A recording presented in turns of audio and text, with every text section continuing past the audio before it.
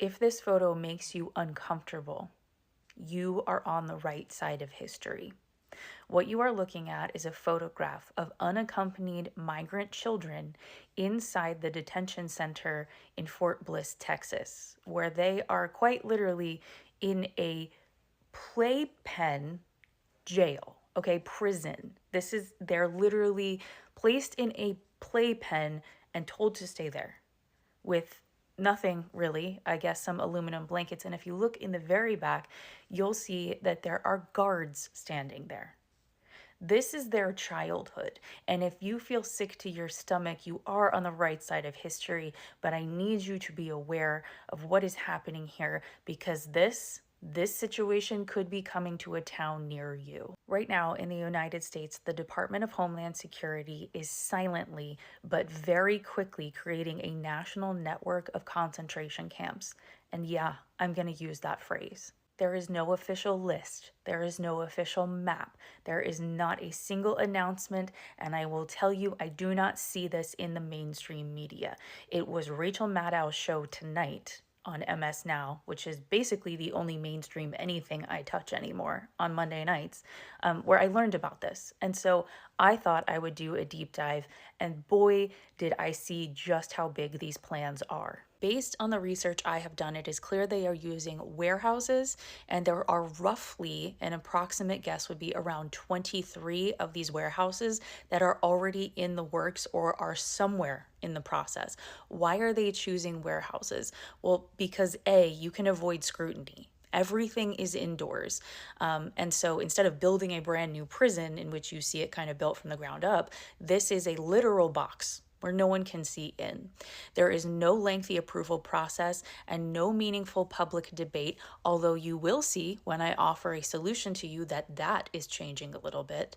And in some spaces, there is no local sign-off on these warehouse prisons at all. Now you might be wondering why I have this photograph behind me. It's a historical photograph from the World War II era where Jews are at the time being told that they're being deported by train.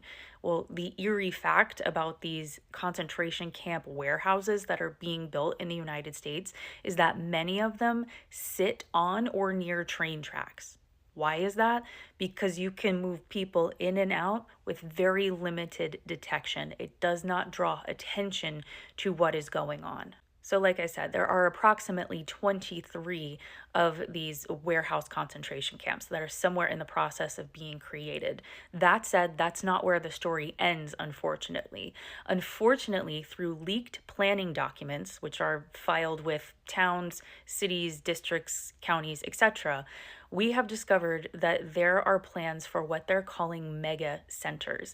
And these mega centers would hold somewhere between 5,000 and 10,000 detainees at each site. While the cities have not been confirmed publicly yet, because this is based on investigative journalism and people who remain anonymous at this point, they have confirmed the states. The states are Virginia, Texas, Louisiana, Arizona, Georgia, Missouri. And then there are also up to 7 states total per the draft plan, which is listed in the Eastern Herald. You can find that link in my Substack article on this. This is really, really scary. I understand that. This is triggering news, this is upsetting news, but I do want to show you that there is a small glimmer of hope here. And that is we are already seeing pushback at a local level. You aren't hearing these stories in the mainstream news, but you are hearing about this at a local level. And what is happening is people are digging into their own public records in their cities or towns. They're making requests to see planning documents, which you can legally do. They're showing up to these warehouses or other sites that are supposed to be turned into these concentration camps, and they're protesting. And while it seems like none of that is really that effective, I will tell you there are a number of stories, which can be separate videos if you'd like, where this public outcry and protest has worked. People have showed up to town hall meetings and everything else, lines out the door, insisting many of them in their Republican and red districts, that they are not going to stand for a concentration camp to be part of their town. If you want to look at all the details, if you want to see the specific ways in which you can fight back, if you want my contact information so I can help you dig for documents to help you see what's going on in your area, all of that information is in the article on my Substack, substack.com/@totalhypocrisy. There's also a link to my link tree, which has my Substack and other platforms in it in my bio here. Please share this far and wide. It's important that we know what's going on because this is effective for only two reasons. People are being silent about it, and they're moving very quickly.